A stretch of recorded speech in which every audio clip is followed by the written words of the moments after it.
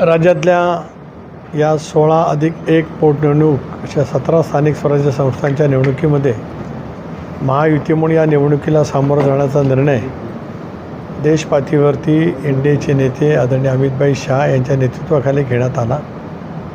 पंतप्रधान महोदयांची त्यांना अनुमती होतीच. राज्याचे लोकप्रिय मुख्यमंत्री देवेंद्रजी फडणवीस, लोकप्रिय मुख्यमंत्री एकनाथराव शिंदे, आमच्या नेत्या उपमुख्यमंत्री सुनेत्राबाईंनी पवार या सर्वांनी सामुदायिकरित्या एक निर्णय त्या ठिकाणी राज्यपातळीवरती घेतला की या 17ही जागा महायुती म्हणून त्या ठिकाणी लढल्या जातील. आणि त्याच्याच अनुषंगाने त्या ठिकाणी निर्णय होत भारतीय जनता पक्ष कुठला जागा लढेल, शिवसेना कुठला जागा लढेल, राष्ट्रवादी काँग्रेस पक्ष कुठला जागा लढेल या संदर्भातली अधिकृत घोषणा महायुतीच्या माध्यमातून काल संध्याकाळी त्या ठिकाणी झाली. अशा वेळेला ही जागा राष्ट्रवादी काँग्रेस पक्षाने महायुतीचा घटक म्हणून लढण्याचं निश्चित त्या ठिकाणी केलं आणि त्याच्यातून आज अनिकेतचा उमेदवारी अर्ज महायुतीचा उमेदवार म्हणून आम्ही या ठिकाणी दाखल करतो आहोत. आणि याला देवेंद्रजींचे आशीर्वाद मिळाले, शिंदेसाहेबांचे मिळालेले आहेत, राष्ट्रवादीच्या अध्यक्षा सुनेत्राबाईंनीसुद्धा आहेत. त्याचबरोबर या कोकण स्थानिक स्वराज्य संस्थांमध्ये असणारे मंत्री महोदय आहेत. त्याच्यामध्ये प्रामुख्याने उदय सामंत आहेत, नितीश राणे आहेत, त्याचबरोबर भरत गोगावले आहेत. आता आमचे ज्येष्ठ नेते सहकारी विधिमंडळामध्ये अनेक वर्ष आमच्यासोबत असलेले दीपकभाई आहेत, शेखरजी निकम आहेत. संबंध महायुतीच्या सर्वच आमदारांचा आणि तिन्ही पक्षाच्या प्रमुख सहकाऱ्यांचं पूर्णपणाचं पाठबळ त्या ठिकाणी आहे. त्यामुळे आता आमचे जिल्हा परिषद अध्यक्षसुद्धा रायगडचे या ठिकाणी आलेले आहेत. भारतीय जनता पक्षाचे नेते प्रशांत ठाकूर साहेब येथील, महेश बालदीजी येथील, सर्वच मंडळी या ठिकाणी आज प्रमुख नेते महायुतीचा अर्ज भरण्यासाठी आलेले आहेत. अनिकेतजींच्या बाबतीत एक गोष्ट राहिली, मागच्या 6 वर्षामध्ये त्यांचं दौरा किंवा ते कधी फिरताना दिसले नाहीत. या टर्ममध्ये ह्या गोष्टी होणार आहेत का? नाही, एक असं आहे की 18 ते 24 या कालखंडामध्ये जरूर अनिकेतचे सगळे दौरे झाले. सगळ्या जिल्हा नियोजन मंडळाच्या बैठकीमध्ये रत्नागिरी असेल, सिंधुदुर्ग असेल या त्यांनी उपस्थित राहून इथले प्रश्न सातत्याने मांडलेले आहेत. आता मतदारसंघ इतका मोठा असल्यामुळे स्वाभाविकपणाने सर्वच ठिकाणी नियमितपणाने संपर्क होईल असं नाही, परंतु संघटनेच्या माध्यमातून संपर्क करण्याचं काम आम्ही सगळे करत असतो. खरं आहे, त्याच्यात अधिक जर काही सुधारणा करण्याची आवश्यकता असेल, अधिक वेगवेगळ्या प्रश्नाच्या दृष्टिकोनातून विधिमंडळामध्ये स्पष्टपणाची भूमिका मांडायची असेल, राज्य सरकार आज आमच्या महायुतीचं आहे, सर्व नेते मंडळी त्या ठिकाणी आहेत, त्यांच्या माध्यमातून कोकणच्या भवितव्यासाठी काम करत असेल तर त्याच्यामध्ये अधिक लक्ष त्यांनी घातलं पाहिजे अशा सूचना माझ्याकडनं देण्यात येतील. दुसरी गोष्ट अशी झाली की जोईली दळवी यांनी जो अर्ज भरला त्यावेळी त्यांनी थेट तुमच्यावरती आरोप केले. मुळात अनिकेतजींच्या उमेदवाराला विरोध हा बेसिकली सुनील तटकरेंना विरोध, हे तुमच्याच जिल्ह्यातून पुढे आलं. सो याच्याशी कसं डील केलं? एक असं आहे, डील वगैरे काय भाग नाही. राजकारणामध्ये शेवटी चर्चा, वाटाघाटी आणि त्याच्यातून एक सामुदायिक महायुतीचं हित हेच आमच्या सर्वांच्या समोर आहे. कारण की काही वेळेला राजकीय संघर्ष हा होत असतो, पण त्याच्यातून ज्या वेळेला महायुती म्हणून एनडीए म्हणून बळकट करण्याची प्रक्रिया देशपातळीवरती, राज्यपातळीवरती होते आणि देशातल्या शीर्षस्थ नेतृत्वाबरोबरीत राज्यातल्या प्रमुख या 3 नेत्यांचंसुद्धा तीच भूमिका राहते. त्यावेळेला काही ठिकाणी कमी अधिक असेल त्याच्यावरती चर्चेअंती पडदा टाकणं अत्यंत आवश्यक असतं. ती भूमिका काल त्या ठिकाणी घेण्यात आली. म्हणूनच मी शिंदेसाहेबांचे काल विशेष करून आभार मानले की कोकणातील सर्व शिवसेनेचे नेते मंडळी त्यांना भेटल्याच्या नंतर महायुती म्हणून आपल्याला आगामी कालावधीमध्ये वाटचाल करायची आहे अशा संदर्भातल्या सूचना त्यांनी त्या ठिकाणी दिल्या. जरूर या बाबतीमध्ये पुढच्या कालावधीमध्ये कुठे गैरसमज होणार नाहीत. राष्ट्रवादी काँग्रेस पक्ष म्हणून आमच्या मित्र पक्षांशी, मग भारतीय जनता पक्ष असेल, शिवसेना असेल, सौहार्दाचं वातावरण कसं राहील याचा प्रयत्न आम्ही सगळेजण करू. आपल्याला तुम्ही प्रमुख नेत्या प्रदेशाध्यक्ष, तुमचं त्याच्यावरती काय म्हणजे एक भाग असा आहे की विक्रम काकड्यांची उमेदवारी पक्षाने जाहीर केली की नाही त्याची आत्तापर्यंत मला माहीत नाही, कारण मी सकाळपासून याच प्रक्रियेमध्ये आहे. 3 दिवसापूर्वी कोर कमिटीची बैठक झाली. त्याच्यामध्ये कोण कोण संभाव्य उमेदवार आहेत, कुणी पक्षाकडे मागणी केली, त्या संदर्भातली आम्ही चर्चा त्यावेळेला केली. त्यावेळेला राष्ट्रीय अध्यक्ष मुख्यमंत्री म्हणून वहिनी होत्या, प्रफुल्ल पटेल होते, छगन भुजबळ साहेब होते, दिलीप वळसे पाटील होते, मी होतो प्रदेशाध्यक्ष म्हणून धनंजय मुंडे होते. आम्ही एक 4-5 नावं ज्यांनी अर्ज केले होते त्याच्यात चर्चा केली, शॉर्टलिस्ट केली आणि शेवटी बहिणींना आम्ही अधिकार दिले की या संदर्भामध्ये त्यांनी योग्य तो निर्णय त्या ठिकाणी पुण्यातल्या राजकीय परिस्थितीचा अंदाज घेत त्या ठिकाणी करावा. आता काल संध्याकाळी किंवा परवा किंवा काल सकाळी राष्ट्रवादी काँग्रेस पक्षाकडे पुण्याची जागा लढवण्याच्या बाबतीमध्ये महायुतीतून निर्णय झाल्याचं कळवण्यात आलं होतं.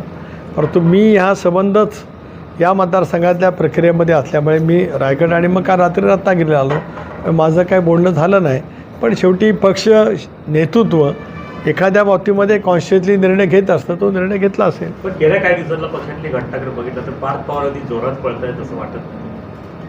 एक असं आहे की दादांच्या दुर्दैवी मृत्यूच्या नंतर स्वाभाविकपणाने राज्याच्या देशाच्या विकासाच्या कामाच्या प्रक्रियेमध्ये एक तऱ्हेची पोकळी निर्माण झाली. राष्ट्रवादी काँग्रेस पक्षामध्ये तर प्रचंड प्रवृत्ती पोकळी निर्माण झाली. या सगळ्या परिस्थितीमध्ये आमच्या सर्वांच्या विनंतीनुसार आणि त्यांनी मान्यता दिल्यामुळे बहिणी उपमुख्यमंत्री झाल्या, राष्ट्रीय अध्यक्ष झाले. मग पार्थसुद्धा राज्यसभेवरती त्या ठिकाणी गेला. पार्थ काय आताच राजकारणामध्ये आला असं नाही. 2019ची मावळ लोकसभेची निवडणूक ही पार्थ पवारांनी त्या ठिकाणी राष्ट्रवादी काँग्रेस आणि शेका पक्षाच्या युतीतून त्या ठिकाणी लढवली होती.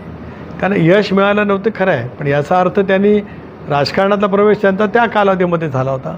आता ठीक आहे, दादांच्या या अत्यंत अकाली निधनाच्या नंतर त्यांचं सक्रिय होणं पक्षासाठी महत्त्वाचं होतं, त्याप्रमाणे ते सक्रिय झाले. पण सक्रिय होताना ज्येष्ठ मंडळींना कुठेतरी विश्वासात घेऊन काम करणं एक प्रथा असते, परंपरा पक्षामध्ये दिसत नाही. असं नाही, आम्ही सगळेजण एकत्रितपणाने बसत असतो, चर्चा करत असतो. शेवटी संघटनेमध्ये काम करत असताना काही बाबतीमध्ये वेगवेगळी मतं असू शकतात. राष्ट्रवादी काँग्रेस पक्षाची स्थापना 99 साली झाली. पवारसाहेबांसारखं 6 दशकं देशाच्या राजकारणामध्ये एक प्रभाव असणारं नेतृत्व मिळालं.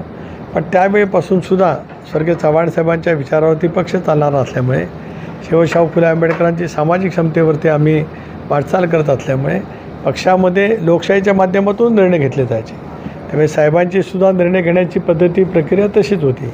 मग विधानसभेचे उमेदवार निवडायचे असतील, विधान परिषदेचे असतील, राज्यसभेचे असतील, लोकसभेचे असतील, मंत्रिमंडळामध्ये कोणाला सहभागी करायचं त्याच्याबद्दलचं असेल किंवा संघटनात्मक बाबतीमध्ये असेल, तीच पद्धती दादांनीसुद्धा सुरुवातीपासून दादांचा सहभाग पक्षाच्या संघटनेच्या रचनेमध्ये राहिलाच. ते जरी संघटनेच्या कुठल्या पदावरती नसले तरी राष्ट्रवादी काँग्रेस पक्ष राज्यभरामध्ये मजबूत करण्यामध्ये दादांचं योगदान मोठ्या प्रमाणात राहिलं. तीच पद्धती 2023 नंतर आम्ही सर्वांनी एनडीएमध्ये सहभागी होण्याचा निर्णय घेतल्यानंतर चालू राहिली. आज त्या पद्धतीने आम्ही काम करतो आहोत. कारण प्राजक्त पण तत्पूर्वी भाजप होण्यासंदर्भात बैठक झाली होती, त्याचा काहीतरी एक त्यांनी गौप्यस्फोट केला. नाही, गौप्यस्फोट काही नाही, हा स्फोट नाही, हा ही वस्तुस्थिती आहे. त्यावेळेला सुद्धा दादांच्या निधनापूर्वी दोन्ही राष्ट्रवादी काँग्रेस पक्षाच्या विलिनीकरणाच्या चर्चा झाल्या होत्या. ही बाब मी सुद्धा नंतर सांगितली.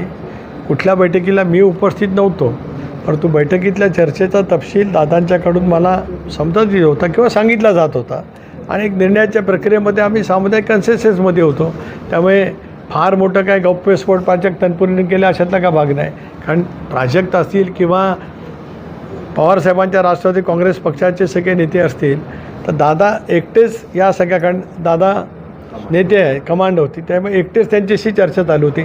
त्यावेळेला इतरांना पवारसाहेबांच्या सोबत असणाऱ्या आमदारांना, माजी आमदारांना काय काय वाटत होतं त्या संदर्भात ते दादांच्याकडे चर्चेला उपस्थित असेल, त्याच्यात गैर काय आणि याच्यातला गैरस्फोट गौप्यस्फोट काही नाही. दादांच्या अकाली निधनाच्या नंतर जी परिस्थिती बदलली, दादा असताना विलिनीकरण आणि दादा नसतानाचं विलिनीकरण याच्यात खूप फरक आहे, अंतर आहे आणि त्याच्यामुळेच या सगळ्या बाबी पुढच्या कालावधीमध्ये घडल्यात. प्रत्येक निवडणुकीमध्ये उमेदवारी जाहीर व्हायला काही तास असताना जाहीर केली जाते, एवढे संघर्ष का होतात? नाही, एक असं असतं की ज्या वेळेला 3 पक्ष एकत्रित निवडणुका लढवत असतं त्याला जागा वाटपाच्या बाबतीमध्ये चर्चा होत असतात. काही जागांच्या बाबतीमध्ये प्रत्येक राजकीय पक्षाचं एक गणित असतं, ते मांडलं जात असतं आणि अशा वेळेला राज्य पातळीवरती सर्वच बाबतीमध्ये एकमत होतं असं नाही. म्हणून केंद्रामध्ये एनडीएचं आमचं एक शिस्तचं नेतृत्व आहे. त्या नेतृत्वाकडे अनेक वेळेला अनेक प्रश्न जात असतात. अमितभाई त्या ठिकाणी पूर्णपणाचं नियंत्रण करतात. ते सर्वांनाच भारतीय जनता पक्षाबरोबरची असलेल्या मित्र पक्षांनासुद्धा अतिशय समन्वयाने समानपैचा न्याय देण्याची प्रक्रिया होत असते. त्याच्यात काही वेळेला काही विलंब होतो याचा अर्थ काय कुठे कमी आहे किंवा जास्त आहे असं मानण्याचं काही कारण नाही. जवळपास 5 महिने झाले दादा. वडेट्टीवारांच्या चंद्रपूरमध्ये नगरसेवक नॉट रिचेबल आहेत आणि त्याच अनुषंगाने बोलताना त्यांची जीपसुद्धा घसाची पाहायला मिळते. कसं बघता याच्याकडे? कसं आहे की आता तोंडाशी आलेलं गेलं असं जर काही त्यांना वाटत असेल. एक बघा की चंद्रपूर महानगरपालिकेमध्ये काँग्रेस पक्षाला बहुमत होतं. आता काँग्रेस पक्षांतर्गत काय चाललं आहे मला माहिती आहे. आत्ताही काय चाललं माहिती आहे. चंद्रपूरला काय माहिती आहे. पण त्या पक्षांतर्गत मला बोलावंसं वाटत नाही. पण बहुमत असतानासुद्धा ते त्यांचा महापौर करू शकले नाही. आता त्यावेळेला ज्यांचा महापौर होऊ शकला नाही त्यांनी काळाच्या ओघात जसा सूड उगवला जातो तसा तो उगवला गेला की काय. आणि त्याच्यातून काही नगरसेवक जर काय नॉट रिचेबल असतील तर प्रत्येकाने आपापलं आत्मपरिष्कार आत्मचिंतन करावं. तटकरे साहेब, जवळपास 5 महिने झाले आपण प्रगत महाराष्ट्रामध्ये दादांचा घात की अपघात त्याचं अजून उत्तर जनतेला मिळालेलं नाही. नेमकं काय? एक असं असतं की अशा पद्धतीचे विमान अपघात होतात तर त्याच्या चौकशीची एक पद्धती केंद्र पातळीवरती नक्की करण्यात आलेली आहे. त्या विभागाच्या मार्फत एक स्वतंत्र एक व्यवस्था स्थापन करण्यात आलेली आहे. त्या व्यवस्थेच्या मार्फत एक चौकशी होत असते. राज्य सरकारने CIDची चौकशी सुरुवातीला घोषित केली. त्याचबरोबर ती आम्ही सर्वांनी मागणी केली त्याप्रमाणे CBIची चौकशी सुरू आहे. शेवटी विमान अपघातामध्ये ब्लॅक बॉक्स आणि नेमकं काय काय घडलं याची एक तपशीलवार सखोल चौकशी त्या ठिकाणी होत असते. त्या बाबतीमध्ये आमच्या मनामध्ये काही शंका आहेत म्हणूनच आम्ही मुख्यमंत्री महोदयांना भेटलो. CBIच्या चौकशीची मागणी केली. आम्ही आदरणीय अमितभाई शहा साहेबांना भेटलो. केंद्रीय गृहमंत्र्यांना त्यांच्याकडे मागणी केली. तो तपास लवकर पूर्ण झाला पाहिजे आणि त्या तपासाचा तपशील राज्यातल्या जनतेसमोर आणि देशातल्या जनतेसमोरसुद्धा आला पाहिजे ही आमच्या सर्वांची भूमिका आहे. प्रफुल्ल पटेल, सुनील तटकरे आदी वरिष्ठ नेते लवकरच भाजप तो चमत्कार यावेळेला होईल. आता इथे चमत्काराचा प्रश्न नाही. इथे नमस्कारच आहे डायरेक्ट. कारण आपण पाहिलं तर भारतीय जनता पक्ष शिवसेना क्रमांक 1वरती आहे आणि शिवसेना, भारतीय जनता पक्ष, राष्ट्रवादी काँग्रेस पक्ष या सगळ्यांची एकत्रित बेरीज ही 800पेक्षा अधिक आहे. 1030 का 1020 मतदार आहेत आणि हे सर्व एकतर्फी ज्यावेळेला नेते मंडळी त्याच्यामध्ये सहभागी आहेत. आमचे सर्व सावंतवाडीपासून ते पनवेलपर्यंतचे सगळे आमदार, कारण आता बघा आपण एकच सोडलं 18पैकी तर 17 आमदार आज महायुतीचे आहेत. खासदार महायुतीचे आहेत. तिन्ही ठिकाणी 3 खासदार आहेत या मतदारसंघामध्ये मोडतात. राणेसाहेब आहेत, बारणेसाहेब आहेत आणि मी स्वतः आहे. तर आमची महायुतीची प्रचंड अशी ताकद आहे. त्यामुळे चमत्काराचा भाग नाही. इथं सरळ सरळ त्या ठिकाणी आहे. यांनी जर माघार घेतली नाही तर या अगोदर सुद्धा मला अदृश्य शक्तीचा हात 2018 सालच्या मतदारसंघामध्ये मला मिळालेला होता आणि तो चर्चेचा विषय ठरलेला होता. यावेळेला नाही, खरं आहे. 2018 सालची निवडणूक असेल, 2012ची असेल, 2010ची असेल किंवा 2008 ज्यावेळेला भास्कर जाधव निर्वाचित झाले ती असेल, ही आम्ही राष्ट्रवादी काँग्रेस पक्ष म्हणून लढवली. त्यावेळेला आमच्यासमोर शिवसेनेचं आव्हान होतं, एकत्र शिवसेनेचं, आणि त्याच्यामुळे त्यावेळेला अदृश्य शक्ती वगैरे याची आवश्यकता होती. नक्कीच आहे. आता सगळी समीकरणं बदललेली आहेत आणि त्यावेळेला शिवसेना आणि भारतीय जनता पक्षाची युती होती. काँग्रेस, राष्ट्रवादी काँग्रेस पक्ष अशी युती होती. त्यामुळे स्वाभाविकच त्यावेळेला ती गणितं जमवताना तशा पद्धतीची गरज होती. यावेळेला एक स्पष्टपणाची ताकद महायुतीची आहे. आणि दुसरा महत्त्वाचा मुद्दा या ठिकाणी आहे की वेगवेगळ्या पद्धतीचं, कारण आपल्याला माहिती आहे की पूर्वी रायगडपुरता, कुलाबापुरता स्थानिक स्वराज्य संस्था होत्या. इथे रत्नागिरीपुरता स्वर्गीय भाईसाहेब सावंत हे त्या कालावधीमध्ये विधान परिषदेवरती निर्वाचित झाले होते आणि विधान परिषदेचे सदस्य म्हणूनच भाईसाहेब त्यावेळेला वसंतदादांच्या मंत्रिमंडळामध्ये मंत्री म्हणून होते आणि त्याच्यानंतरच्या कालावधीमध्ये मग विधानसभेतून त्या ठिकाणी ते निर्वाचित झाले. आणि हा मतदारसंघ एकत्रित झाल्याच्या नंतर सुरुवातीला प्रभाकर धारकर साहेब होते, नंतर विजयराव सावंत हे शेतकरी कामगार पक्ष पुरस्कृत निवडून आले आणि तदनंतर विजयराव सावंतांनी पवारसाहेबांच्या नेतृत्वाखाली काँग्रेसमध्ये प्रवेश केला. 99ला राष्ट्रवादी काँग्रेस पक्ष झाला, त्यावेळेला विजय सावंत राष्ट्रवादीचे त्यावेळेला बिंदोर झाले, पण ते राष्ट्रवादीचे आमदार म्हणून झाले. स्वाभाविकपणाने ही जागा राष्ट्रवादी लढली. 2002मध्ये त्यावेळेला विजयरावांचा पराभव झाला आणि अनंतर निवडून आले. तेवढा एकच अपवाद सोडला तर दीर्घकाळ असा आहे. तर महेंद्र दळवी सध्या आपल्या विधानावर ठाम असल्याचं पाहायला मिळत आहे. त्यांची मनधरणी करण्यासाठी आपण देखील काही पुढाकार घेणार आहात का किंवा काय? एक असं आहे की शेवटी आदरणीय शिंदे साहेबांनी त्या संदर्भात शिवसेनेच्या सर्वच प्रमुख नेत्यांची बैठक बोलवली होती. त्याच्यामध्ये आमदार महेंद्र दळवीसुद्धा उपस्थित होते. नेतृत्वाने सांगितल्याच्या नंतर प्रत्येक सहकारी आपापल्या नेत्याचा आदर करत आणि महायुतीच्या माध्यमातून त्या ठिकाणी काम करण्याचा प्रयत्न करत असतो. जरूर काय भ्रष्टाचार वतीमध्ये चर्चा करायची असेल तर ती चर्चा होऊ शकते. आता बघा जिल्हा परिषदच्या निवडणुका आम्ही परस्परांच्या विरोधामध्ये लढलो, पण ज्या वेळेला तिन्ही नेत्यांनी ठरवलं की जिल्हा परिषदेमध्ये आम्ही एकत्रित आलं पाहिजे, मी एकत्रित आलो. त्याच्यामुळे काही वेळेला काही प्रश्नांच्या वतीमध्ये मतमतांतर असू शकतील, पण शेवटी व्यापक हितातून आपण एकत्रित येत असतो. ज्या वेळेला त्यांच्या समेत चर्चा करण्याची गरज लागेल, वेळ येईल, त्याला जरूर मी त्यांच्याजवळ बोलेल. कारण ते दीर्घकाळ माझे सहकारी राहिलेत, एकेकाळी त्यांनी माझ्या पक्षामध्ये काम केलेलं आहे. त्याच्यामुळे काही दुरावा असण्याचं काही कारण नाही. एखाद्या बाबतीमध्ये तीव्रता राहू शकते, पण तीव्रता कमी करण्यासाठी जबाबदार व्यक्तींनी त्याच्यामध्ये लक्ष घालून पुढाकार घ्यावा लागत असतो. तो माझ्याकडनं घेतला जाईल. जुईलीने थेट आरोप केलेला आहे तर अर्ज भरत आहोत. एक असं आहे की आता त्या साऱ्याचा शेवट गोड झाला आहे. ज्या अर्थी महायुतीचे उमेदवार म्हणून अनिकेतच्या उमेदवाराला महायुतीने मान्यता दिली, म्हणून मी मगातपासून वारंवार ते सांगतो काय त्यांचे समज गैरसमज असेल का हरकत असेल तर बसून चर्चा करून मार्ग निघेल. असं अनेक वेळेला होत असतं. पालकमंत्री तिढा अद्यापही कायम आहे. नेमकं काय सांगितलं जातं? एक भाग असा आहे की स्थानिक स्वराज्य संस्थांची निवडणूक हा एक निवडणुकीच्या प्रक्रियेचा भाग आहे. पालकमंत्रीपद ते रायगडचं असेल, नाशिकचं असेल, मधल्या कालावधीमध्ये त्या संदर्भामधलं निर्णय झालेला नाही. आत्ताही मी आवर्जून या ठिकाणी सांगतो की जो निर्णय देवेंद्रजी फडणवीस मुख्यमंत्री या नात्याने घेतील, उपमुख्यमंत्री म्हणून शिंदेसाहेब घेतील, सुनेत्रा वहिनी घेतील, त्या निर्णयाशी सहमती राष्ट्रवादी काँग्रेस पक्षाचा प्रदेशाध्यक्ष म्हणून किंवा रायगडचा खासदार म्हणून माझी असणार आहे. शेवटी तिन्ही नेते राज्यांतील एनडीए बळकट करण्यासाठी ते त्या ठिकाणी प्रयत्नशील आहेत. अशा वेळेला कुठल्याही बाबतीमध्ये एक भूमिका मांडण्या इथपर्यंत ठीक आहे, पण एकदा नेतृत्वाने निर्णय घेतल्यावर तो मान्य करून ते पुढे कसं करणं ते काम आहे सर्वांचं.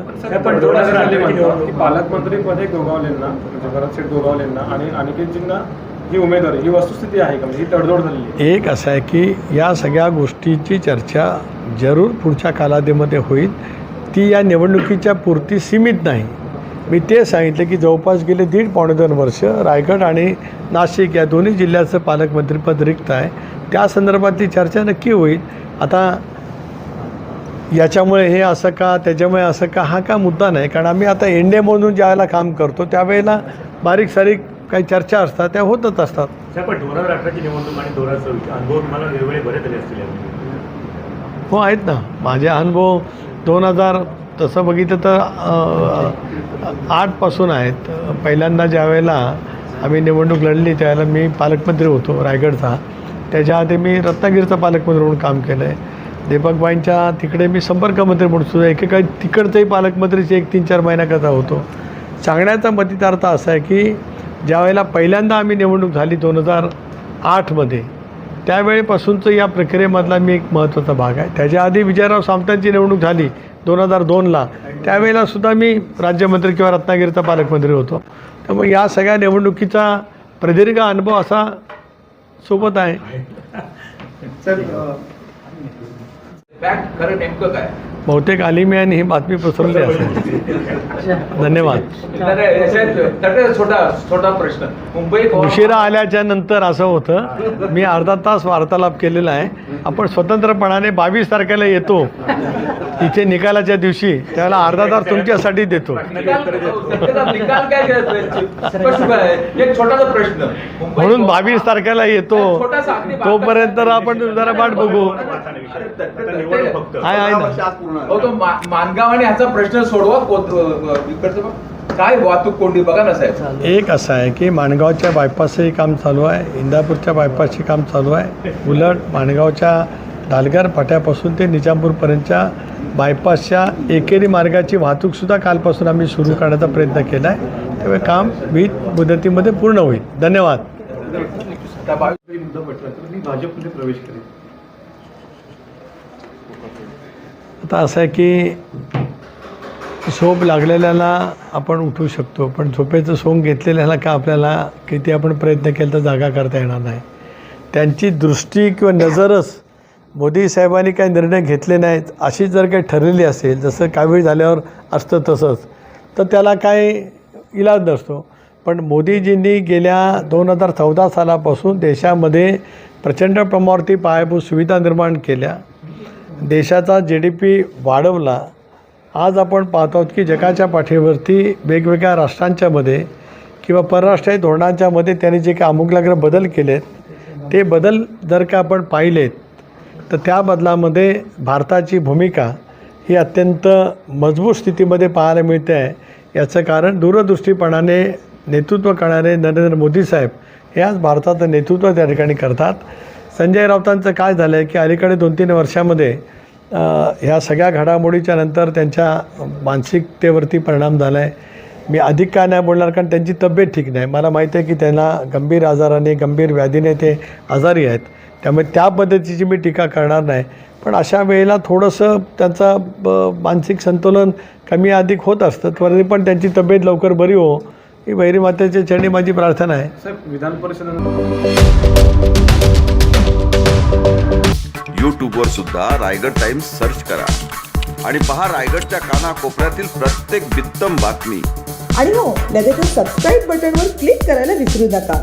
रायगड टाइम्स, आपलं चॅनल, आपला आवाज.